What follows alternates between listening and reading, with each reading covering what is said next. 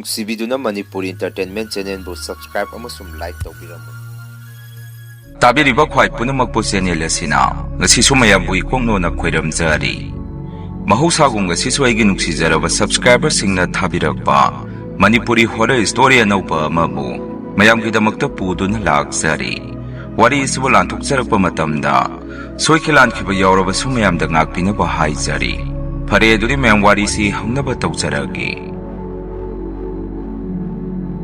ꯑꯩꯒꯤ ꯃꯤꯡꯁꯦ ꯂꯩꯃꯔꯦꯝꯕꯤ ꯀꯧꯏ꯫ ꯑꯩꯒꯤ ꯂꯩꯐꯝꯅ ꯕꯤꯁꯦꯝꯄꯨꯔꯗꯩꯅꯤ꯫ ꯌꯨꯝ ꯄꯥꯜꯂꯛꯄꯅ ꯊꯧꯕꯥꯜꯗ ꯌꯨꯝ ꯄꯥꯟꯖꯕꯅꯤ ꯑꯩꯁꯤ꯫ ꯑꯩꯅ ꯂꯩꯔꯤꯕ ꯅꯨꯄꯥꯁꯦ ꯑꯩꯒ ꯌꯥꯝꯅ ꯀꯨꯏꯅ ꯈꯪꯅꯔꯒ ꯂꯧꯅ ꯂꯩꯅꯔꯛꯈꯤꯕ ꯅꯠꯆꯗꯦ꯫ ꯆꯍꯤ ꯑꯃꯃꯨꯛꯀꯤ ꯆꯥꯡꯗ ꯃꯥꯒ ꯑꯩꯒꯁꯤ ꯈꯪꯅꯔꯕ ꯃꯇꯨꯡ ꯂꯩꯃꯤꯟꯅꯔꯛꯄꯅꯤ꯫ ꯃꯤꯑꯣꯏꯕꯒꯤ ꯃꯒꯨꯟ ꯍꯥꯏꯗꯅ ꯂꯧꯅꯔꯕ ꯃꯇꯨꯡꯗ ꯁꯛꯂꯣꯟ ꯑꯃ ꯍꯣꯡꯉꯛꯏ ꯍꯥꯏꯗꯨꯅꯤ꯫ ꯁꯦꯡꯅ ꯍꯥꯏꯔꯕꯗ ꯑꯩꯒꯤ ꯅꯨꯄꯥꯁꯦ ꯏꯕꯥꯅꯤ ꯂꯨꯍꯣꯡꯉꯕ ꯃꯇꯨꯡ ꯃꯥꯁꯦ ꯉꯥꯡꯅ ꯁꯛꯅꯕ ꯀꯌꯥ ꯌꯥꯔꯝꯗꯦ꯫ ꯌꯨꯁꯨ ꯌꯥꯝꯅ ꯊꯛꯄ ꯃꯤ ꯑꯃ ꯑꯣꯏꯔꯝꯃꯤ꯫ ꯍꯣꯏ ꯊꯕꯛꯄꯨꯗꯤ ꯑꯗꯨꯝ ꯁꯨꯖꯩ, ꯑꯗꯨꯕꯨ ꯌꯨ ꯊꯛꯄ ꯁꯨꯝ ꯍꯦꯟꯖꯜꯂꯛꯑꯕꯅꯤ나 ꯁꯦꯟ ꯊꯨꯝꯁꯤ ꯃꯐꯝ ꯃꯔꯥꯡ ꯈꯪꯉꯝꯗꯦ꯫ ꯏꯅꯦꯝꯄꯣꯛꯇ ꯍꯥꯏꯔꯨꯏ, ꯏꯅꯦꯝꯄꯣꯛꯅꯁꯨ ꯑꯗꯨꯝ ꯃꯆꯥꯅꯨꯄꯥꯁꯤ ꯀꯟꯈꯠꯄꯒꯤ ꯃꯑꯣꯡꯗ ꯋꯥ ꯑꯗꯨꯝ ꯉꯥꯡꯏ꯫ ꯏꯀꯨꯕꯣꯛꯄꯨꯗꯤ ꯙꯔꯃ ꯅꯠꯇꯕ ꯑꯩ ꯍꯥꯏꯖꯔꯣꯏ, ꯑꯗꯨ ꯃꯆꯥꯅꯨꯄꯥꯁꯤ ꯉꯥꯡꯕ ꯁꯛꯄ ꯇꯧꯏ꯫ ꯑꯗꯨꯕꯨ ꯑꯩꯒꯤ ꯅꯨꯄꯥꯅꯗꯤ ꯂꯧꯕꯤꯔꯝꯗꯦ꯫ ꯏꯅꯦꯝꯄꯣꯛꯁꯦ ꯐꯠꯇꯦ ꯍꯥꯏꯕꯗꯤ ꯅꯠꯇꯦ, ꯑꯗꯨꯕꯨ ꯑꯩꯅ ꯉꯥꯡ ꯁꯛꯄ ꯋꯥꯁꯦ ꯀꯌꯥ ꯇꯥꯕꯤꯗꯦ ꯃꯥꯅ꯫ ꯏꯃꯨꯡꯁꯦ ꯃꯥꯅꯗ ꯉꯥꯡꯕ ꯋꯥ ꯇꯥꯎ, ꯃꯥꯅꯗ ꯉꯝꯅ ꯄꯥꯟꯒꯦ ꯍꯥꯏꯕꯒꯤ ꯀꯔꯤꯒꯨꯝꯕ ꯃꯑꯣꯡ ꯑꯃꯗ ꯂꯩ꯫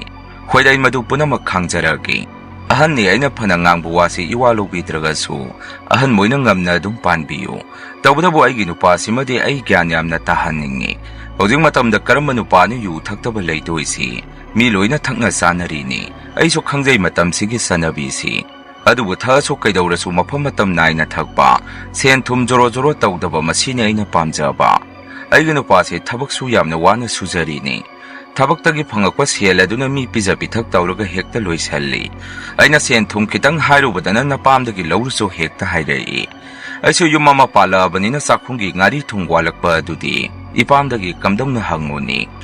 ꯑꯩ ꯏꯁꯥꯒꯤ ꯁꯦꯜ ꯊꯣꯛꯄ ꯁꯤꯟꯐꯝ ꯑꯃꯠꯇꯁꯨ ꯇꯧꯖꯕ ꯅꯠꯆꯗꯦ꯫ ꯑꯗꯨꯅ ꯌꯨꯝ ꯄꯥꯟꯕꯁꯦ ꯑꯩꯒꯤ ꯑꯣꯏꯅꯗꯤ ꯌꯥꯝꯅ ꯋꯥꯕ ꯍꯥꯏꯕꯗꯨ ꯑꯣꯏꯔꯛꯑꯝꯃꯤ꯫ ꯃꯁꯤꯁꯨ ꯑꯩꯒꯤ ꯏꯄꯥꯝꯒꯤ ꯏꯕꯨꯡ ꯏꯄ꯭ꯋꯥꯁꯤꯡꯗꯗꯤ ꯇꯥꯍꯜꯂꯨꯕ ꯌꯥꯕ ꯅꯠꯇꯦ꯫ ꯃꯣꯏꯗ ꯌꯥꯝꯅꯁꯨ ꯐꯤꯡꯒꯜꯂꯤ꯫ ꯑꯗꯨꯅ ꯑꯩꯒꯤ ꯅꯨꯄꯥꯁꯤ ꯃꯣꯏ ꯍꯦꯛ ꯇꯥꯍꯜꯂꯨꯕꯗ ꯐꯨꯕꯤꯈꯤꯗꯣꯏꯅꯤ꯫ ꯑꯗꯨꯅ ꯑꯩꯁꯨ ꯏꯃꯥꯗ ꯄꯥꯎ ꯈꯔ ꯇꯝꯖꯔꯤꯕꯁꯤ ꯃꯁꯤ ꯅꯠꯇꯅ ꯎꯄꯥꯏ ꯂꯩꯔꯝꯗꯦ꯫ ꯏꯃꯥꯗ ꯐꯥꯎ ꯑꯩꯅ ꯑꯗꯨꯝ ꯍꯥꯏ, ꯑꯩꯈꯣꯏ ꯇꯥꯃꯣ ꯌꯥꯏ ꯍꯣꯏ ꯇꯥꯃꯣꯆꯧ ꯍꯣꯏꯗꯗꯤ ꯍꯥꯏꯗꯣꯛꯄꯤꯒꯅꯨ꯫ ꯑꯩꯁꯨ ꯌꯨꯝ ꯄꯥꯟꯕ ꯀꯨꯏꯗ꯭ꯔꯤꯕꯅꯤꯅ ꯈꯟꯅ ꯆꯩꯅ ꯇꯧꯕꯗꯨ ꯑꯩꯁꯨ ꯏꯀꯥꯏꯖꯩ, ꯅꯨꯡꯉꯥꯏꯇꯦ ꯍꯥꯏꯔꯝꯃꯤ꯫ ꯅꯣꯡꯃꯗꯤ ꯏꯃꯥꯅ ꯑꯩꯁꯦ ꯌꯨꯝꯂꯣꯝ ꯏꯄꯥꯝꯂꯣꯝꯗ ꯑꯃꯨꯛꯇ ꯀꯣꯏꯔꯛꯎ ꯍꯥꯏꯗꯨꯅ ꯀꯧꯔꯛꯏ꯫ ꯑꯗꯨꯁꯨ ꯑꯩ ꯏꯇꯣꯝꯗꯅꯤ꯫ ꯑꯩꯅꯁꯨ ꯀꯩꯗꯧꯔꯒꯦ ꯏꯃꯥ,ꯀꯔꯤ ꯂꯩꯔꯒꯦ ꯍꯪꯉꯨꯕꯗ ꯏꯃꯥꯅ ꯂꯥꯛꯇ ꯂꯥꯛꯎ, ꯑꯗꯨꯒ ꯁꯤꯗ ꯍꯥꯏꯔꯒꯦ ꯍꯥꯏꯔꯛꯏ꯫ ꯏꯅꯦꯝꯄꯣꯛꯁꯨ ꯑꯩꯅꯕꯨ ꯏꯄꯥꯝꯗ ꯆꯠꯂꯅꯤ ꯍꯥꯏꯔꯒꯗꯤ ꯍꯦꯛꯇ ꯏꯟꯅꯔꯛꯏ꯫ ꯑꯥꯗ ꯑꯁꯣꯝꯒꯤ ꯋꯥꯁꯦ ꯇꯝꯈꯤꯅꯤ ꯍꯥꯏꯕꯒꯤꯔꯁꯨ ꯈꯪꯗꯦ꯫ ꯑꯗꯨꯕꯨ ꯅꯨꯃꯤꯠꯇꯨꯃꯗꯤ ꯏꯃꯥꯅ ꯑꯩ ꯏꯇꯣꯝꯗ ꯂꯥꯛꯑꯣ ꯍꯥꯏꯔꯕꯅꯤꯅ ꯑꯩꯁꯨ ꯉꯝꯅꯕ ꯎꯄꯥꯏ ꯑꯃ ꯇꯧꯔꯒ ꯏꯇꯣꯝꯗ ꯑꯩꯁꯦ ꯏꯄꯥꯝꯗ ꯆꯠꯂꯛꯑꯝꯃꯤ꯫ ꯃꯗꯨꯐꯥꯎ ꯏꯅꯦꯝꯄꯣꯛꯇꯨ ꯌꯥꯝꯅ ꯁꯥꯎꯅ ꯂꯩꯍꯧꯏ꯫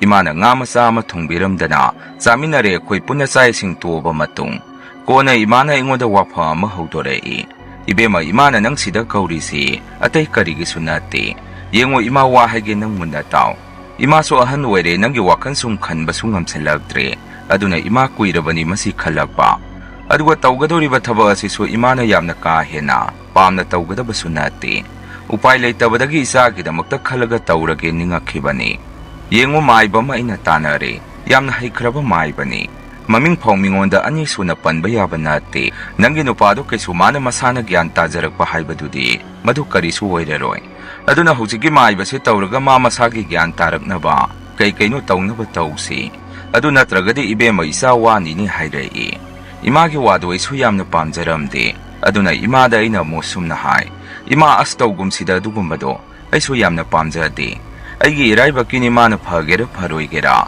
ꯑꯩ ꯑꯗꯨꯝ ꯈꯥꯡꯖꯔꯒꯦ ꯏꯃꯥ" ꯍꯥꯏꯔꯛꯑꯝꯃꯤ꯫ ꯏꯃꯥꯅ ꯑꯃꯨꯛ, "ꯏꯕꯦꯝꯃ, ꯏꯆꯥꯒꯤ ꯏꯔꯥꯏꯕꯛꯅꯤ ꯍꯥꯏꯗꯨꯅꯁꯨ ꯏꯆꯥꯅ ꯋꯥꯅ ꯂꯩꯕꯗꯨꯗꯤ ꯏꯃꯥ ꯄꯥꯝꯗꯦ꯫ ꯀꯩꯁꯨ ꯀꯥ ꯍꯦꯟꯅ ꯐꯠꯇꯅꯕ ꯇꯧꯒꯗꯕ ꯅꯠꯇꯦ꯫ ꯃꯥ ꯈꯛꯇꯅꯤ ꯇꯧꯗꯣꯏꯁꯤ꯫ ꯅꯪꯅ ꯉꯥꯡꯕ ꯋꯥ ꯃꯥꯅ ꯇꯥꯕꯤꯕꯗꯣ ꯃꯗꯨ ꯄꯥꯝꯗ꯭ꯔꯣ ꯅꯪ?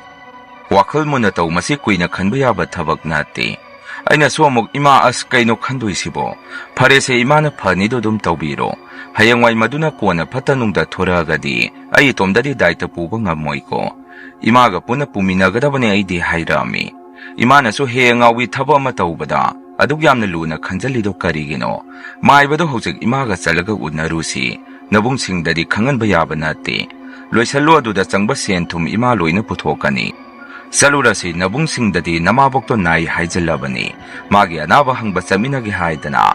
Aina nang kaubani haikrabani. Nang naso adumaina khummo thuro chanaba tausi. Makong yamkraba maibani chakhai saluraga. Leiramdragadi ima matam mangpa yamna talli. Lamsulapi loisalo hairai. Aisu wakhanga pumang hek mangami imagi mataudo. Adubu imana hairabanina. Aisu chatnaba loisalami. Imaga ibani si okto tongduda maibaduna leiriba mafam jaga adu tamna. Mathang gari tongaga saminarami.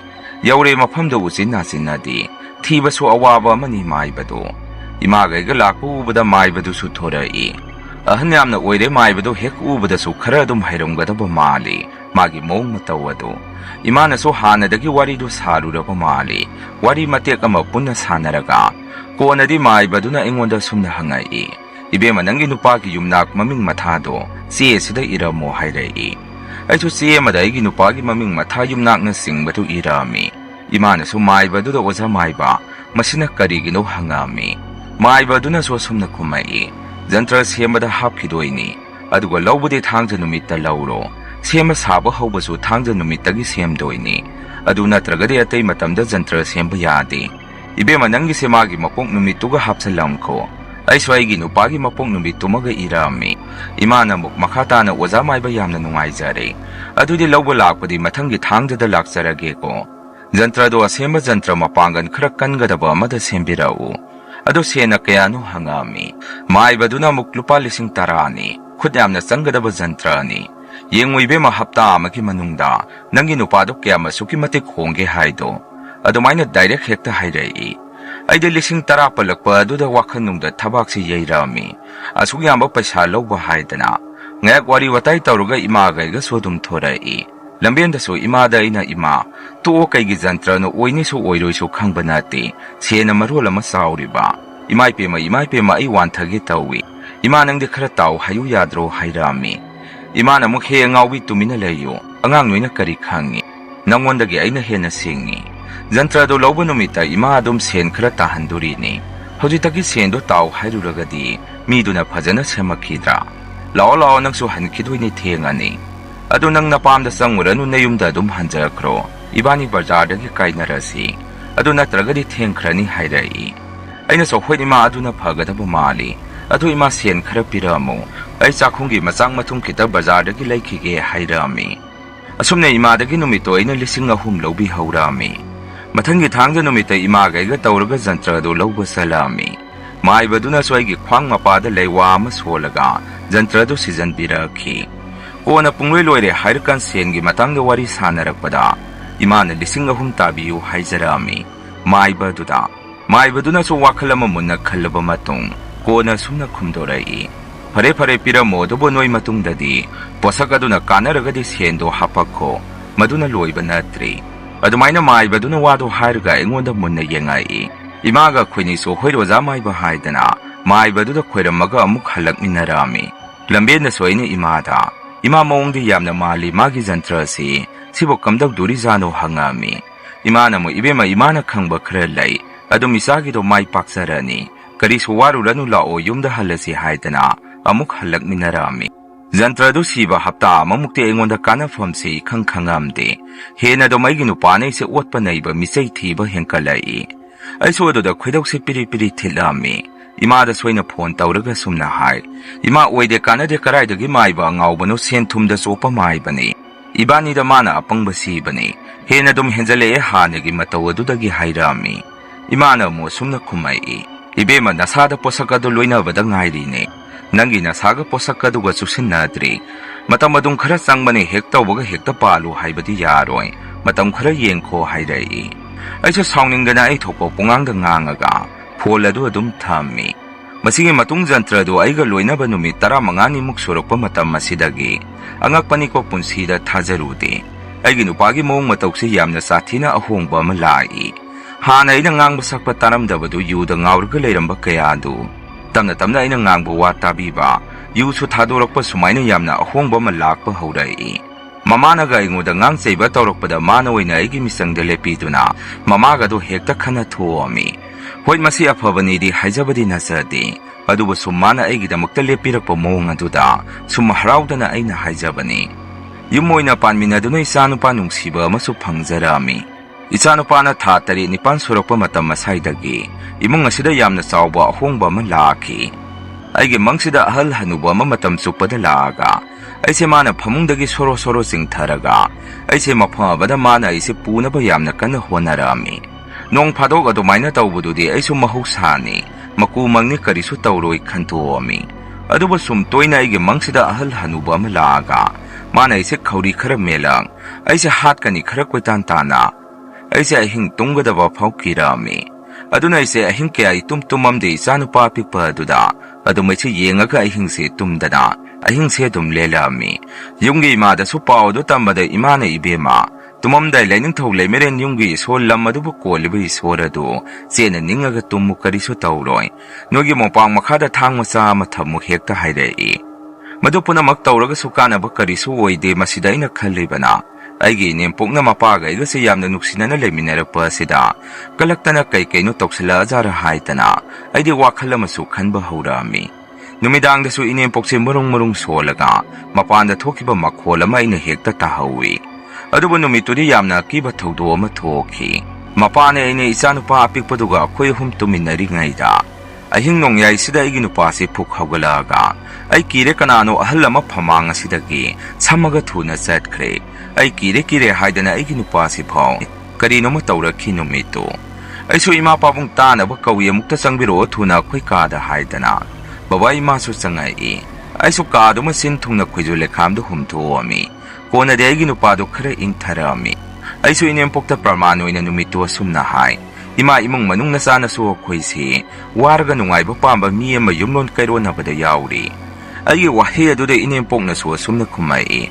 ꯍꯦ ꯇꯥꯅꯤꯡꯗꯦ, ꯆꯠꯂꯣ, ꯅꯣꯏꯗꯕꯨ ꯀꯅꯥꯅ ꯀꯩꯗꯧꯕꯤꯔꯛꯀꯅꯤ ꯍꯥꯏꯒꯦ, ꯌꯥꯔꯦ ꯈꯟꯅꯕ ꯍꯧꯔꯛꯑꯅꯨ ꯑꯍꯤꯡꯁꯤꯗ ꯈꯨꯝꯃꯛꯏ꯫ ꯏꯀꯨꯕꯣꯛꯅꯁꯨ ꯈꯟꯅꯔꯛꯑꯅꯤ ꯍꯥꯏꯗꯅ ꯌꯥꯔꯦ ꯃꯧ, ꯇꯨꯝꯅꯕ ꯇꯧꯔꯣ, ꯑꯉꯥꯡꯗꯣ ꯍꯧꯔꯛꯑꯅꯤ, ꯏꯕꯨꯡꯉꯣ ꯅꯊꯋꯥꯏ ꯅꯃꯤꯗꯣ ꯐꯖꯅ ꯀꯧꯁꯜꯂꯒ ꯇꯨꯝꯃꯨ, ꯀꯔꯤꯁꯨ ꯇꯧꯔꯣꯏ, ꯃꯃꯥ ꯊꯣꯛꯑꯁꯤ ꯂꯥꯛꯑꯣ ꯇꯨꯝꯃꯨꯔꯁꯤ ꯑꯩꯈꯣꯏꯁꯨ ꯍꯥꯏꯗꯅ ꯏꯅꯦꯝꯄꯣꯛꯇꯨ ꯀꯧꯊꯣꯛꯈꯤ꯫ ꯏꯅꯦꯝꯄꯣꯛꯁꯨ ꯃꯃꯤꯠꯇꯨꯅ ꯈꯥꯅ ꯑꯩꯉꯣꯟꯗ ꯌꯦꯡꯉꯝꯃꯒ ꯊꯣꯛꯈꯤ꯫ ꯃꯣꯏ ꯊꯣꯛꯈ꯭ꯔꯒ ꯑꯩꯒꯤ ꯅꯨꯄꯥꯅꯁꯨ ꯑꯩꯉꯣꯟꯗ ꯑꯁꯨꯝꯅ ꯍꯥꯏꯔꯛꯏ: ꯑꯩ ꯅꯉꯣꯟꯗ ꯇꯝꯗꯕꯅꯤ, ꯑꯩ ꯀꯨꯏꯔꯦ ꯃꯪꯗ ꯑꯍꯜ ꯑꯃ ꯂꯥꯛꯑꯒ ꯑꯩꯁꯦ ꯃꯥꯅ ꯑꯗꯨꯝ ꯀꯤꯍꯟ ꯈꯪꯍꯟꯕ ꯇꯧꯕ ꯅꯠꯇꯦ, ꯁꯤꯕꯨ ꯀꯩꯗꯧꯔꯤꯖꯥꯠꯅꯣ, ꯅꯠꯇ꯭ꯔꯒ ꯑꯩꯁꯦ ꯌꯨ ꯂꯦꯞꯈꯤꯕꯒꯤ ꯀꯣꯛꯀꯤ ꯂꯥꯏꯅꯥ ꯅꯥꯕ ꯍꯧꯔꯛꯑꯖꯥꯔꯣ ꯍꯥꯏꯔꯛꯏ꯫ ꯑꯩꯁꯨ ꯃꯥꯒꯤ ꯋꯥꯗꯨꯗ ꯑꯉꯛꯄ ꯑꯃꯗꯤ ꯄꯣꯛꯈꯤ꯫ ꯑꯗꯨꯕꯨ ꯑꯩꯁꯨ ꯃꯥꯕꯨ ꯐꯥꯊꯕꯤꯔꯛꯑꯝꯃꯤ: ꯑꯁ ꯌꯥꯔꯦꯍꯦ, ꯃꯥꯏ ꯌꯨꯁꯦ ꯑꯃꯨꯛ ꯄꯜꯂꯛꯑꯦ, ꯑꯗꯨꯅ ꯑꯣꯏꯔꯝꯃꯣꯏꯁꯦ, ꯏꯃꯨꯡꯁꯦ ꯂꯥꯏꯇꯤꯟ ꯑꯃꯨꯛꯇ ꯈꯣꯏꯔꯝ ꯊꯣꯛꯁꯤ, ꯑꯗꯨꯒ ꯀꯔꯤꯁꯨ ꯇꯧꯔꯣꯏ, ꯇꯨꯝꯃꯣ ꯄꯣꯊꯥꯕꯤꯔꯣ ꯍꯥꯏꯗꯅ ꯑꯩꯅ ꯃꯥꯕꯨ ꯊꯦꯝꯖꯟꯕꯤ꯫ ꯑꯩꯁꯦ ꯋꯥꯈꯜ ꯀꯌꯥ ꯑꯃꯁꯨ ꯈꯜꯂꯤ, ꯀꯅꯥꯅꯕꯨ ꯁꯨꯃꯥꯏꯅ ꯑꯩꯈꯣꯏꯗ ꯇꯧꯔꯤꯏꯖꯥꯠꯅꯣ ꯍꯥꯏꯗꯅ ꯑꯥꯒꯤ ꯏꯄꯥꯝꯒꯤ ꯏꯃꯥꯗꯁꯨ ꯑꯩꯁꯦ ꯀꯞꯄꯒ ꯐꯥꯎ ꯍꯥꯏꯖꯔꯕꯅꯤ꯫ ꯃꯗꯨꯗ ꯏꯃꯥꯅ ꯅꯣꯏ ꯏꯃꯨꯡꯗꯣ ꯂꯥꯏ ꯑꯃꯨꯛꯇ ꯈꯣꯏꯔꯝ ꯊꯣꯛꯎ ꯍꯥꯏꯔꯛꯄꯗꯒꯤ ꯑꯁꯥꯏꯗ ꯃꯥꯏꯕꯤ ꯑꯃ ꯂꯩ, ꯃꯗꯨ ꯇꯥꯟꯅꯔꯒ ꯂꯥꯏꯗꯨ ꯏꯃꯨꯡꯒꯤ ꯑꯣꯏꯅ ꯈꯣꯏꯔꯝ ꯊꯣꯛꯑꯝꯃꯤ꯫ ꯃꯗꯨꯁꯨ ꯂꯥꯏꯟꯗꯧ ꯃꯄꯥꯟ ꯊꯣꯛꯏ ꯈꯔ ꯍꯥꯏ, ꯑꯃ ꯇꯧꯔꯦ ꯈꯔ ꯍꯥꯏ, ꯂꯥꯏꯇꯤꯟ ꯐꯅ ꯈꯣꯏꯔꯝ ꯊꯣꯛꯑꯒꯁꯨ ꯀꯔꯤꯁꯨ ꯀꯥꯟꯅꯕ ꯑꯣꯏꯔꯝꯗꯦ꯫ ꯑꯗꯨꯝ ꯃꯈꯣꯏꯁꯦ ꯃꯪꯗ ꯑꯍꯜ ꯑꯃ ꯂꯥꯛꯑꯒ ꯑꯗꯨꯝ ꯑꯣꯠꯄ ꯅꯩꯕ ꯇꯧꯗꯨꯅ ꯂꯩꯔꯛꯑꯝꯃꯤ꯫ ꯃꯁꯤꯒꯤ ꯃꯇꯝ ꯈꯔ ꯂꯩꯔꯕ ꯃꯇꯨꯡ ꯌꯨꯝꯒꯤ ꯏꯃꯥꯒꯤ ꯃꯃꯥꯟꯅꯕꯤ ꯑꯃ ꯏꯃꯥꯅ ꯊꯕꯛ ꯑꯃ ꯆꯠꯊꯣꯛꯄꯗ ꯊꯦꯡꯅꯩ ꯍꯥꯏ꯫ ꯍꯧꯖꯤꯛꯀꯤ ꯏꯃꯥꯒꯤ ꯃꯃꯥꯟꯅꯕꯤ ꯑꯁꯤꯅ ꯃꯥꯏꯕꯗꯨ ꯄꯨꯁꯟꯕꯤꯔꯛꯈꯤꯕꯅꯤ꯫ ꯏꯃꯥꯗ ꯃꯃꯥꯟꯅꯕꯤ ꯑꯗꯨꯅ ꯑꯁꯨꯝꯅ ꯍꯥꯏꯔꯛꯈꯤ ꯍꯥꯏ: ꯁꯈꯤ, ꯅꯪ ꯊꯦꯡꯅꯕ ꯌꯥꯝꯅ ꯐꯔꯦ, ꯑꯩ ꯋꯥ ꯑꯔꯨꯕ ꯑꯃ ꯅꯣꯏꯗ ꯇꯝꯒꯦ, ꯅꯣꯏꯕꯨ ꯃꯥꯏꯕꯗꯨꯒ ꯀꯔꯤ ꯀꯔꯤ ꯊꯕꯛ ꯊꯧꯔꯝ ꯇꯧꯃꯤꯟꯅꯈꯤꯕ ꯌꯥꯎꯒꯦ? ꯑꯗꯨꯃꯥꯏꯅ ꯍꯪꯉꯛꯄꯗꯨꯗ ꯏꯃꯥꯗ ꯏꯉꯛꯉꯛꯇꯨꯅ ꯀꯩꯅꯣ ꯍꯥꯏꯁꯤꯕꯨ, ꯏꯆꯥꯅꯨꯄꯤꯒꯤ ꯊꯕꯛ ꯑꯃꯗꯤ ꯃꯉꯣꯟꯗ ꯇꯧꯍꯟꯈꯤ, ꯑꯗꯨ ꯀꯩꯗꯧꯔꯒꯦ ꯍꯪꯉꯛꯑꯝꯃꯤ꯫ ꯏꯃꯥꯒꯤ ꯃꯃꯥꯟꯅꯕꯤ ꯑꯗꯨꯅ ꯑꯃꯨꯛ ꯑꯗꯨꯒꯤ ꯑꯣꯏꯕ ꯇꯥꯏ, ꯑꯩꯒꯤꯁꯨ ꯊꯕꯛ ꯑꯃ ꯇꯧꯍꯜꯂꯤ, ꯃꯗꯨꯗ ꯃꯥꯏꯕꯗꯨꯅ ꯑꯩꯉꯣꯟꯗ ꯑꯁꯨꯝꯅ ꯍꯥꯏꯔꯛꯏꯅꯦ: ꯅꯣꯏꯒꯤ ꯌꯥꯝꯅ ꯑꯔꯨꯕ ꯊꯕꯛ ꯑꯃ ꯇꯧꯕꯤꯈ꯭ꯔꯒ ꯍꯧꯖꯤꯛ ꯐꯥꯎꯕ ꯀꯔꯤꯁꯨ ꯍꯣꯏ ꯃꯥꯏ ꯍꯥꯏꯔꯛꯇꯦ, ꯇꯧꯕꯤꯃꯟ ꯈꯪꯗꯕꯁꯤꯡꯗꯣ ꯍꯧꯖꯤꯛꯇꯤ ꯃꯣꯏ ꯅꯨꯡꯉꯥꯏꯔꯝꯃꯅꯤ, ꯑꯩꯅ ꯇꯧꯔꯛꯄ ꯀꯨꯝꯍꯩꯗꯣ ꯃꯣꯏ ꯍꯧꯖꯤꯛꯇꯤ ꯇꯨꯝꯐꯝ ꯆꯥꯐꯝ ꯑꯃꯠꯇ ꯈꯪꯉꯝꯃꯔꯣꯏ꯫ ꯑꯗꯨꯃꯥꯏꯅ ꯃꯥꯏꯕꯗꯨꯅ ꯌꯥꯝꯅ ꯁꯥꯎꯅ ꯍꯥꯏꯔꯛꯏ ꯍꯥꯏꯗꯅ ꯏꯃꯥꯗ ꯄꯥꯎꯗꯨ ꯇꯝꯃꯛꯏ꯫ ꯏꯃꯥꯁꯨ ꯋꯥꯗꯨ ꯇꯥꯕꯗ ꯃꯁꯥꯗ ꯄꯨꯡꯉꯛ ꯍꯦꯛ ꯉꯛꯆꯈꯤ꯫ ꯀꯩꯅꯣ ꯃꯥꯅ ꯑꯗꯨꯛ ꯌꯥꯝꯅ ꯑꯩꯈꯣꯏꯗ ꯑꯁꯥꯎꯕ ꯊꯝꯃꯤꯗꯤ ꯍꯥꯏꯗꯅ ꯁꯨꯝ ꯀꯣꯟꯅ ꯋꯥꯈꯜ ꯇꯧꯔꯛꯄꯗ ꯅꯨꯃꯤꯠꯇꯨꯗ ꯃꯥꯏꯕꯗꯨꯅ ꯍꯥꯏꯔꯛꯈꯤꯕꯁꯤꯡ ꯑꯗꯨ ꯏꯃꯥꯅ ꯅꯤꯡꯁꯤꯡꯂꯛꯇꯅ ꯈꯨꯗꯛꯇ ꯑꯩꯒ ꯏꯃꯥꯒ ꯇꯧꯔꯒ ꯃꯐꯝ ꯑꯗꯨꯗ ꯆꯠꯂꯒ ꯈꯣꯏꯔꯝꯗꯨꯅ ꯍꯥꯏꯖꯔꯕ ꯃꯇꯨꯡ ꯊꯕꯛꯇꯨꯒꯤ ꯃꯍꯩ ꯌꯥꯟꯕꯒꯤ ꯑꯣꯏꯅ 5,000 ꯑꯃꯁꯨ ꯃꯥꯏꯕꯗꯨꯗ ꯍꯥꯞꯆꯔꯛꯑꯝꯃꯤ꯫ ꯃꯗꯨꯒꯤ ꯃꯇꯨꯡꯗꯩꯗꯤ ꯑꯉꯛꯄꯅꯤ, ꯑꯍꯤꯡ ꯈꯨꯗꯤꯡ ꯏꯇꯩ ꯏꯅꯥꯎꯕꯨ ꯑꯣꯠꯅꯩꯕ ꯇꯧꯔꯝꯕ ꯀꯌꯥꯗꯨ ꯃꯗꯨ ꯂꯣꯏꯅ ꯐꯈꯤ꯫ ꯍꯧꯖꯤꯛꯇꯤ ꯑꯩꯁꯨ ꯃꯈꯥ ꯇꯥꯅ ꯏꯆꯥꯅꯨꯄꯤ 2 ꯑꯃꯁꯨ ꯑꯃꯨꯛ ꯐꯪꯖꯗꯨꯅ ꯏꯃꯨꯡ ꯑꯁꯤ ꯅꯨꯡꯉꯥꯏꯅ ꯃꯄꯥ ꯃꯆꯥ ꯑꯩꯈꯣꯏ ꯄꯨꯂꯞ ꯄꯨꯟꯅ ꯂꯩꯃꯤꯟꯅꯔꯦ꯫ ꯍꯥꯏꯖꯅꯤꯡꯕꯗꯤ ꯑꯔꯨꯕ ꯃꯤꯗ ꯋꯥ ꯄꯨꯊꯕꯤꯒꯅꯨ, nangna tauruba thabak aduna kanaragadi midugisu matik sana amuk hanbikho moidi makhuta leiwatinwa haibasi matam chupada loina duna leiba mini matam ama hektada moina khuida tongningba tawrokpa yai aduga amadi maiba maibi sumaram sadana yamna supungnak sunaksana biganu aruba ishora magi tawda yadraba mathau imung manungda salangban tara aba matam dukhak loina biyo masini thamjaningba wafam maya mahambagi warisi matanga saida loijare ani subo warisi muk mayamda khudon tamjari aige mingse tharik tha kauje hojeu isagi sahina charakna ni phumanga muk sujare aige lamse khara haidaba mafam amadagini ngasigi warisi kuiraba sahi 15 mukki mamangda aige imungda sengba thokiba thaudo amagi warini warisi mayamna targa nokna bigadra haibadudi khangde adubo mayamda khanganingdudan lijarakpane matamdo aina yum panjaduna isanupa amasu leijare isanupa asina sahi 5-6 pharakpa matamda asengba thokiba thaudokni aigi nupagi mingse sanjoi kawi aigi nupase skungi oja masa ama oijai aigi nupagi masimana wasina nupa ngakta ahumni aigi nupasina yai mani aduga aigi nupagi mayamba ahalasidi tungana yum hongdoktuna leikhre ilap lapna hongdokhibadi nati akhoigina lerak manum khara sangduna leiraga aigi nupagi mayamba hoigina lerak masinda hongdoktuna leibani leiriba inkhol itei hoina aigi nupagi manang nupa tonba santos amadi akhoida lobzaro haidana pibirambani hojiki inkhol asida leiribase aigi imunga aigi nupagi manang nupa asigi imunga akhoi punna leiminabani aigi nupagi manang nupa santosu matam maduda mayum makai panjare masanupi amasu leire isanupana sahi ama mukte dum hangani karigumba amana aigi nupagi manang nupa santos yum saba miyoini matamdo aigi nupagi apokpi mama se ikan kana leiriba matamni ikubokti aina yum palaktringe mamangda dum leikhidrabani ine masisu mabung mapawte dum maphai adubu magi aina yamna yaningdaba wakhalola madi lei wakhalola dudi ine pogasigi wakhanda nupi haibasidi yum pan khraga loire nupa haibasina yum lephawduribani haibasini aduna masuda nupi se inemna kya pamba oiramde masu nupa pamba nupi ama oirami masasu masa nupa ngakta hum sangsang laungna poklibani haidana masada chawthoksaba madi adum leijai masu ngakta oiraga so aigi sa nupa sidana yamna luna tawi aduga inaw nupa santoski masa nupi asidana khara laithokpibagumna tawrami deva karma karigumba masaluraga so haira mata puraga so akhoi santoski masanupi ukhini haidana hekta phireida yeptuna isanupada dum lona magi ka manungda kauduna pijadorini asiguma thawong ase aide yamna yaningamde isagi sa sab hekmanai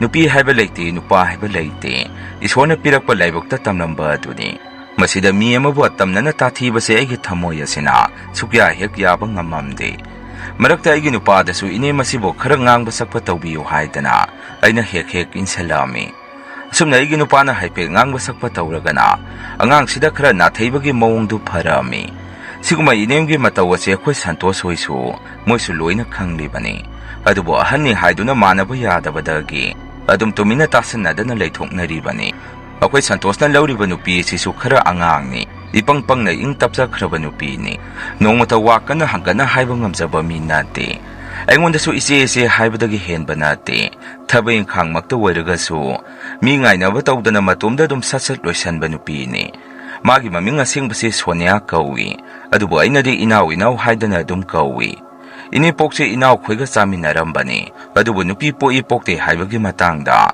nama thang duna praman tawduna adum inaw dangang sakpa tawbadagi nongmadi inaw su saurokduna inem pokta wakara khummi haibagi tawdokta inem pokasi inaw hida sarambadu akhoigi doina phatrong selaktuna sarami inem pokna dumna tawrokpaduda aidi inem pokse nuksiba supok hek poamde adubo aigi nupabu pokliba imani ahanni khandoktuna aisu adum leiminarabani inemna khoida hongakhiba sida khoi santos hoisu wai kharadi sangabani inemgi sareise udrabanina kharadi pharabani sumna matamdi haujankhibani isanupa sina sahi 3 changakpa matam maswaida akhoi santoski nupi se makhoigi ani suba macha amagi tha lepre haidana leinarami khoi punamaksu loina harawnarami khoigi imungse angang tangba imungni aigi su isa makha tarakadaba leitre aduna isa ama muklakani haibasida akhoi si yamna nungai jarami asumna khoi santoski nupi esna hek mirole tabadagi inem sina karai dagino khangde zazat ki thabak mayam ama tawba haurai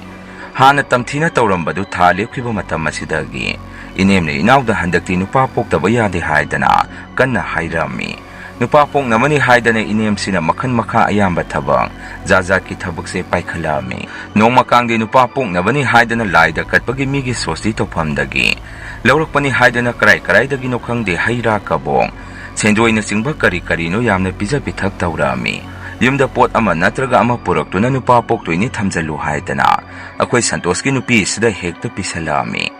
Akhoi Santoshki nupi su karibu hairuni adum loksanba tabani. Inaw asina tha ama hek mapung pharakpadagini inemna sathari iba thawong singasi. Asumna tha ama mapung pharaba matam asidagi maiba maibi tanabasi haurabani. Yum asida maiba maibi masing thingamdana ine masina pusalaktu inaw asibu lai khuram halami. Ine masina su inaw se pupuduna adum lai khuram basi salami. Laifam sin sendana satuna nupa pohon biyu nijaw haidana adum angang sida insalli. Khangde inemna tawri basi angang nupa bu pokani hairagadi mase senting ba pamuti.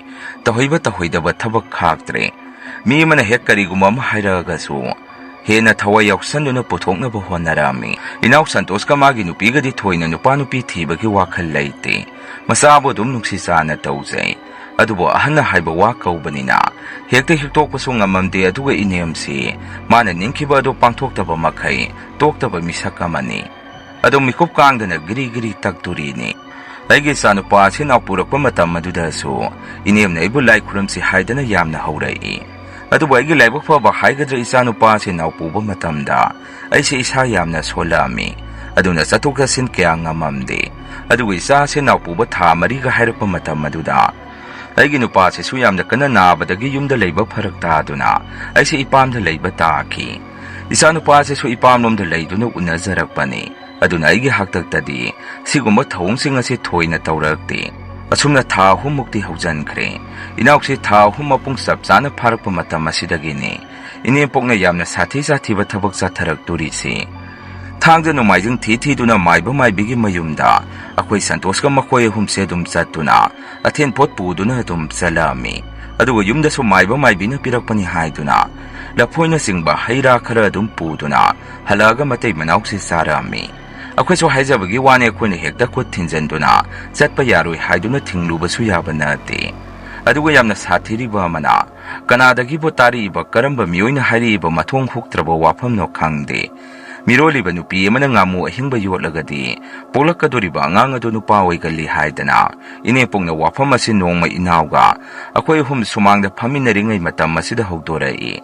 Inemna inawdo onsenduna mawatombi naksumina haribasi tausi mathangi thangda numit asida chapchare. Santosa ngamu masa khingkhing lawbo mata numaijing nangnaba leiru haikho hairami. Madu tabada se wangangdana leibasi ngamaktadana inempokta nachena yeiduna ima khangdeda makha thangbigi thoibidu ngamu se mironba khudingi yotli haibani. Adubo masadi nupi ngakta hum poktuna hojik nungaina leirisini kanadabada karaidagi pharakpa ngamuno haibasu khangdaba madugisu mathakta mahik matai changba yaba matam sunate. Madu aidi kya tahoningdi hairami. Inemna aigi wadu tabada khangde aigi haibabu isunupa phangdaba yade. Yum lepinaba mi pami haidana phamlambadagi phuklaungna haugatkhi. Amuk inawdo onsanduna mawatombi aina haibadu kawgano. Isanupada hayusi hairamaga inepokse adum imungda sangki. Inem hek changkibaga ina inawdo onsanduna saurap tawduna masigi hanubisina lawba yaba wa amata nate ngangisi. Inaw ngamu haiba ngasi isingna phaba mafamda khak leitabani. Madugisu mathakta mai isingda mahik matai hatoaba phawba karaino hainarisida ngamu mabu hingna yotpa harisibo masibo hongnariba thabakla.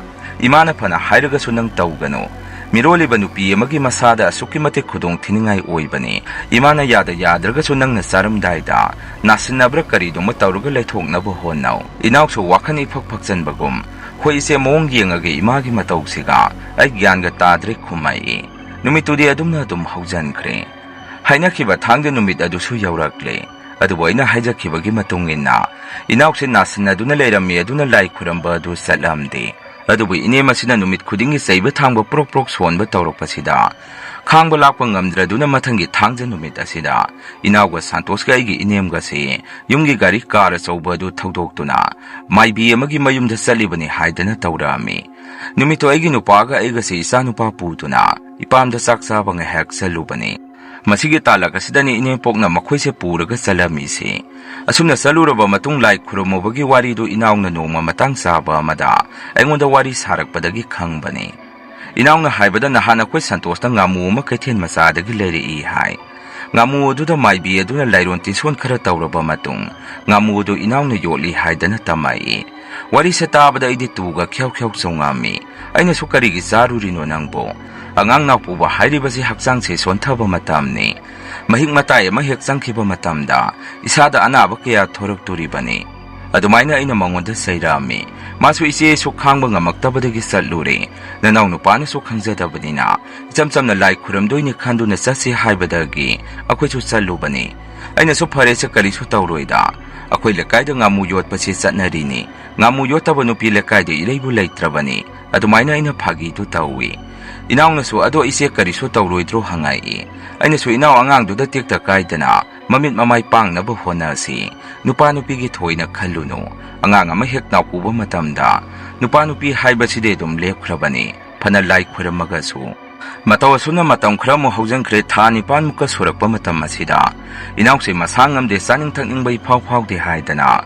Sada taktabadagi masado isok tharami.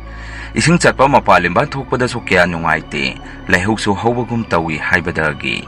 Inaw sa ega nongma hospital da saminarami. Asumna doktor na test so makan taw hairei. Hariba testing asida urine test ki su yauribani. Test pa na magtawbo loirba matung ako so test ki report singa do puduna. Doktor da yanghanba salami. Sumna doktor na yengba matamda inaw sa urine da sathini infection thokle hairei. Urine infection hariba si mapan thokpagi marida. Naba anabani. Masina sum layengda na thamlagadi miroli ba nupi amada yamna sathina kaiba oire ising maridagi mahik lansandu na kidney da sangkharba matung kidney fail oibagi chance yamna wangi amadi miroli ba nupi amada tha sudringaida angang unhalagadi angang polakpada I hathaduna mamado sibana ba yamna tawi adumaina doctor aduna mayak sengna haibirai hospital na numit kharani laibana hena safarani haibadagi numito khose doctor da lekpa tarami Inawga ako'y santoska ako'y ahumni. Numid adu da hospital da layrisi. Numidang isak pizera maga iginupaga inemgadi. Yumda angang sing atu laybana adum hankrabani. Sakara zaraba matung doktor na hidang lang takara su. Pizza pitak taruga inawga ibani si potha na batawi. Inaw na beta hiptu na layraga inamagi bet adu da. Nga adu na pamdu na laybani. Ako'y gisantosi nupalay ba yadaba na maramoyraga mapanda layki. Sumna beta himna inaw na ingwada wari masum layray. Siya karigino khangde handak maraksi yumgi ima baba se yamna toina mangdawi khut khatu na ibo sumlau haidana kaubagum na sutawi thonga na chak chadum thadoga sodum mangda u base leptre sibo kari sakhinat oidunu ise hangai aina sukari soira moise nangna na saga ngamdabudu da ubo iramgani pungning da soibi ngambidaba haidana tumningjaw kari sutawroi haibirami karigumba amana inawgi mama mapa se laikhidaba kuirabani Sumna haina duna inaw sing hektum thakirami. Aise bet mathakadu da phamaga. Koka se phaklang da ngatha duna phamduna. Uirum tawduna lay. Nga hektum tharuraba mali inaw na ibu yamna wana. Mana ise kawduna layrami. Aise mit khangsing hek singduna inaw da yenguba matamdadi. Humang na pikang duna mamay mamit humang na pulup duna layrami. Masidagi iso hatharaba mali mapido. Ina sotuna layrami. Ay maduubda pingna sad hawgatuna. Mapanda sentokduna doktor du kaurami. Inaw nupa santos po so phone tawduna kawi. Sumna doktor nurse mayama maseng salagduna. Inaw se delivery gi operation theater de insan ki. Doktor singna haibada angang do hauzik C-section da tawduna. Unarani hairai. Akoso hidak lang thaki amadi yumda pau piduna. Question hek senarami. Ahing matanggo ire khudakta tawrakpago ire kokama ithok thomdi. Asumna operation theater de insan ki. Panak kuirabagi matung angang nupa masa ama pangjare haidana. Doktor singna hairai. Aduwa angang adu tha sudingay da pokpaga oire. Masa soli aduna atopa hospital amada. Mayay duna thamgadabani haibirai. Inemga igi nupa gasi hospital da laktuna layribani. Inemde angang adu nupa ninga haibadu da harawbada loiki. Ngayak layraba matung operation theater manung asida. Nurse doctor staff na singba mayam murung tawduna. Setok sensin tawbasi akoyna urami.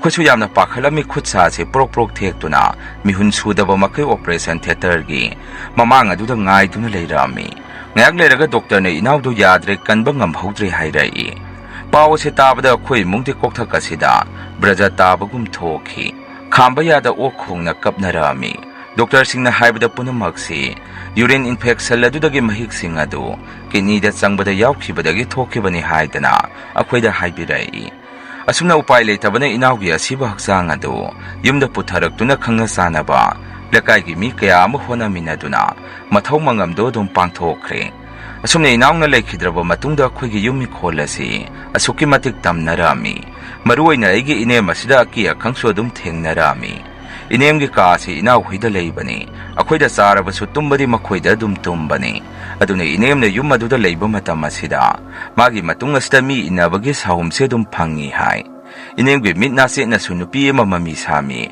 ꯂꯦꯞꯇꯨꯅ ꯃꯥꯕꯨ ꯌꯦꯡꯕꯒꯤ ꯃꯑꯣꯡꯁꯦ ꯑꯗꯨꯝ ꯇꯧꯔꯛꯏ ꯍꯥꯏ꯫ ꯏꯅꯦꯝꯅ ꯊꯑꯣꯏꯅ ꯑꯣꯟꯊꯣꯛꯇꯨꯅ ꯍꯦꯛ ꯌꯦꯡꯂꯨꯔꯒꯅ ꯀꯔꯤꯁꯨ ꯑꯃꯨꯛ ꯂꯩꯔꯝꯗꯕ ꯑꯁꯤꯒꯨꯝꯕ ꯃꯑꯣꯡꯁꯤ ꯑꯗꯨꯝ ꯇꯧꯏ ꯍꯥꯏ꯫ ꯅꯣꯡꯃ ꯅꯨꯃꯤꯗꯥꯡ ꯑꯃ ꯏꯅꯦꯝꯁꯤ ꯆꯥꯛ ꯆꯥꯕ ꯇꯣꯛꯑꯕ ꯃꯇꯨꯡ ꯃꯥꯒꯤ ꯐꯃꯨꯡꯗ ꯍꯦꯛ ꯎꯏꯊꯔꯨꯔꯕ ꯃꯇꯨꯡ ꯃꯤꯀꯞ ꯊꯣꯔꯛꯄꯗ ꯃꯥꯒꯤ ꯐꯃꯨꯡꯒꯤ ꯈꯣꯡꯌꯥ ꯑꯁꯤꯗ ꯑꯃꯨꯕ ꯃꯤ ꯃꯥꯟꯕ ꯑꯃ ꯆꯞ ꯂꯦꯞꯇꯨꯅ ꯂꯩꯔꯝꯃꯤ ꯍꯥꯏ꯫ ꯏꯅꯦꯝꯁꯨ ꯀꯤꯕꯅ ꯋꯥ ꯉꯥꯡꯕꯗꯤ ꯊꯣꯛꯇ ꯑꯗꯨꯝ ꯌꯦꯡꯗꯨꯅ ꯂꯩ ꯍꯥꯏ꯫ ꯂꯦꯞꯂꯤꯕ ꯑꯃꯨꯕ ꯃꯨꯔꯇꯤ ꯑꯗꯨꯁꯨ ꯇꯞꯅ ꯄꯥꯛꯊꯈꯤꯗꯨꯅ ꯁꯠ ꯀꯥꯡꯊꯣꯟ ꯃꯈꯥ ꯑꯗꯣꯝꯗ ꯂꯨꯞꯊꯈꯤ ꯍꯥꯏ꯫ ꯃꯗꯨ ꯎꯕꯗꯒꯤ ꯏꯅꯦꯝꯁꯤ ꯀꯤꯕꯅ ꯌꯥꯝꯅ ꯀꯟꯅ ꯂꯥꯎꯗꯨꯅ ꯀꯧꯔꯛꯏ꯫ ꯅꯣꯡꯃꯅ ꯑꯩꯅ ꯅꯨꯡꯊꯤꯜ ꯑꯃ ꯂꯩꯀꯥꯏꯒꯤ ꯑꯁꯤꯕ ꯍꯪꯕ ꯃꯤ ꯈꯔ ꯂꯥꯛꯏ ꯍꯥꯏꯗꯅ ꯏꯅꯥꯎꯍꯣꯏꯒꯤ ꯆꯥꯛꯁꯪꯗ ꯆꯥ ꯈꯔ ꯂꯣꯟꯗꯨꯅ ꯂꯩꯔꯤꯉꯩ ꯃꯇꯝ ꯑꯁꯤꯗ ꯑꯩꯒꯤ ꯇꯨꯡ ꯑꯁꯤꯗ ꯀꯣꯜ ꯂꯤꯛ ꯊꯝꯃꯤꯕ ꯌꯣꯠꯀꯤ ꯔꯦꯛ ꯑꯗꯨꯗꯒꯤ ꯒ꯭ꯂꯥꯁꯀꯤ ꯀꯞ ꯑꯃ ꯁꯠ ꯊꯥꯗꯔꯛꯇꯨꯅ ꯃꯈꯥꯗ ꯇꯥꯔꯛꯏ꯫ ꯑꯩꯁꯨ ꯏꯈꯪ ꯈꯪꯅ ꯃꯈꯣꯜ ꯑꯗꯣꯝꯗ ꯌꯦꯡꯊꯣꯛꯎꯕꯗ ꯆꯥ ꯊꯛꯅꯤꯕ ꯂꯤꯛꯂꯤꯒꯤ ꯒ꯭ꯂꯥꯁ ꯑꯃ ꯃꯈꯥꯗ ꯄꯨꯡꯆꯥꯏ ꯆꯥꯏꯕ ꯃꯈꯩ ꯀꯥꯏꯗꯨꯅ ꯂꯩꯔꯝꯃꯤ꯫ ꯃꯇꯧ ꯑꯗꯨꯗ ꯑꯩꯁꯨ ꯄꯨꯡꯉꯛ ꯍꯦꯛ ꯉꯛꯏ꯫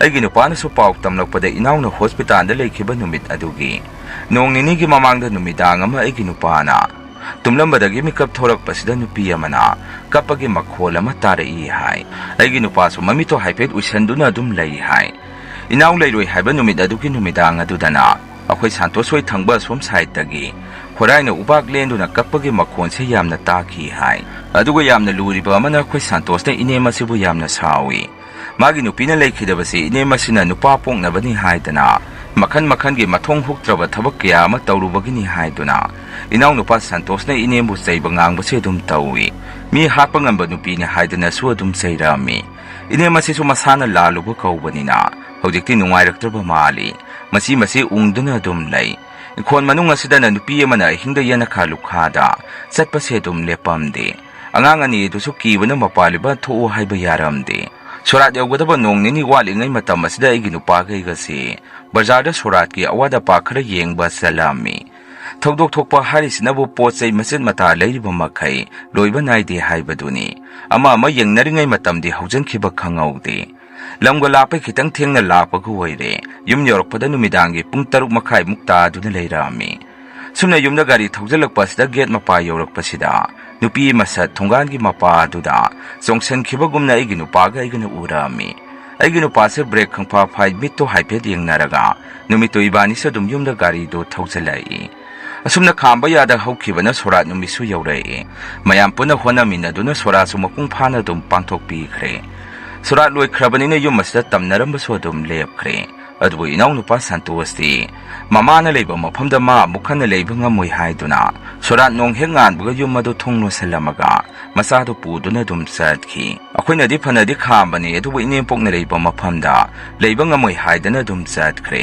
ꯑꯩꯒꯤ ꯅꯨꯄꯥꯒ ꯑꯩꯒꯅ ꯏꯇꯩ ꯍꯣꯏꯒ ꯇꯥꯟꯅꯗꯨꯅ ꯊꯤꯔꯨꯕꯗ ꯏꯅꯥꯎꯅꯨꯄꯥ ꯁꯟꯇꯣꯁꯁꯤ ꯏꯇꯩ ꯍꯣꯏꯅ ꯁꯤꯟꯕꯤꯗꯨꯅ ꯑꯩꯈꯣꯏꯅ ꯂꯩꯔꯤꯕ ꯑꯁꯤꯗꯒꯤ ꯈꯔ ꯂꯥꯞꯅ ꯚꯔꯥ ꯀꯥ ꯑꯃ ꯂꯧꯗꯨꯅ ꯂꯩꯔꯦ ꯍꯥꯏꯕꯁꯦ ꯈꯪꯍꯜꯂꯛꯏ꯫ ꯑꯩꯈꯣꯏꯁꯨ ꯃꯐꯝ ꯈꯪꯅꯕꯨ ꯂꯩꯔꯒꯗꯤ ꯍꯥꯏꯗꯨꯅ ꯀꯔꯤꯁꯨ ꯍꯥꯏꯔꯨꯗ꯭ꯔꯦ꯫ ꯏꯅꯦꯝꯁꯨ ꯑꯗꯨꯝꯅ ꯁꯟꯇꯣꯁꯅ ꯆꯠꯈꯤꯕ ꯑꯁꯤꯗ ꯋꯥꯈꯜ ꯂꯩꯃꯟ ꯑꯣꯏꯗꯨꯅ ꯐꯃꯨꯡꯗ ꯅꯥꯗꯨꯅ ꯂꯩꯈꯤ꯫ ꯆꯍꯤ ꯑꯃꯃꯨꯛ ꯅꯥꯗꯨꯅ ꯂꯩꯔꯝꯃꯒ ꯏꯅꯦꯝꯁꯦ ꯑꯗꯨꯝ ꯋꯥꯈꯜꯅ ꯃꯁꯥ ꯁꯣꯟꯖꯜꯂꯛꯇꯨꯅ ꯑꯗꯨꯝ ꯂꯩꯈꯤꯗ꯭ꯔꯦ꯫ ꯑꯁꯨꯝꯅ ꯏꯅꯦꯝ ꯂꯩꯈꯤꯗ꯭ꯔꯕ ꯃꯇꯨꯡ ꯏꯅꯥꯎꯅꯨꯄꯥ ꯁꯟꯇꯣꯁꯄꯨꯁꯨ ꯑꯩꯈꯣꯏ ꯃꯌꯥꯝꯅ ꯊꯦꯝꯖꯤꯟꯕꯤꯗꯨꯅ ꯏꯅꯦꯝꯒꯤ ꯁꯣꯔꯥꯠ ꯑꯗꯨ ꯏꯅꯥꯎ ꯁꯟꯇꯣꯁꯁꯨ ꯌꯥꯎꯅꯕ ꯃꯄꯨꯡ ꯐꯥꯅ ꯄꯥꯡꯊꯣꯛꯑꯝꯃꯤ꯫ ꯑꯁꯨꯝꯅ ꯏꯅꯥꯎ ꯁꯟꯇꯣꯁꯁꯨ ꯌꯨꯝꯗ ꯍꯜꯂꯛꯇꯨꯅ ꯂꯩꯔꯦ ꯍꯧꯖꯤꯛꯇꯤ꯫ ꯏꯅꯥꯎꯅ ꯊꯝꯕꯤꯔꯝꯕ ꯃꯆꯥꯅꯨꯄꯥ ꯑꯗꯨꯁꯨ ꯆꯥꯎꯔꯦ꯫ ꯍꯔꯥꯎ ꯑꯗꯨꯝ ꯂꯩꯃꯤꯟꯅꯔꯤ꯫ ꯑꯩꯅ ꯍꯥꯏꯖꯅꯤꯡꯕꯗꯤ ꯑꯉꯥꯡ ꯑꯃꯒꯤ ꯖꯦꯟꯗꯔꯕꯨ ꯐꯅ ꯀꯟꯅ ꯍꯣꯠꯅꯗꯨꯅꯁꯨ ꯅꯨꯄꯥ ꯅꯨꯄꯤ ꯈꯪꯗꯣꯛꯄ ꯍꯥꯏꯕꯁꯤ ꯃꯤꯑꯣꯏꯕꯒꯤ ꯁꯛꯇꯤꯒꯤ ꯋꯥꯡꯃꯗꯅꯤ ꯍꯥꯏꯕꯁꯤ ꯍꯥꯏꯖꯅꯤꯡꯉꯤ꯫ ꯃꯁꯤꯅꯤ ꯃꯌꯥꯝ ꯉꯁꯤꯒꯤ ꯔꯤꯌꯦꯜ ꯍꯣꯔꯔ ꯁ꯭ꯇꯣꯔꯤ꯫ ꯃꯊꯪꯒꯤ ꯋꯥꯔꯤ ꯊꯥꯒꯠꯂꯛꯄꯗ ꯃꯌꯥꯝ ꯄꯨꯟꯅ ꯑꯃꯨꯛ ꯊꯦꯡꯅꯔꯁꯤ꯫ ꯉꯁꯤꯒꯤꯗꯤ ꯃꯌꯥꯝꯗꯒꯤ ꯀꯥꯏꯅꯅꯕ ꯕꯤꯗꯥꯏ ꯂꯧꯖꯔꯤ꯫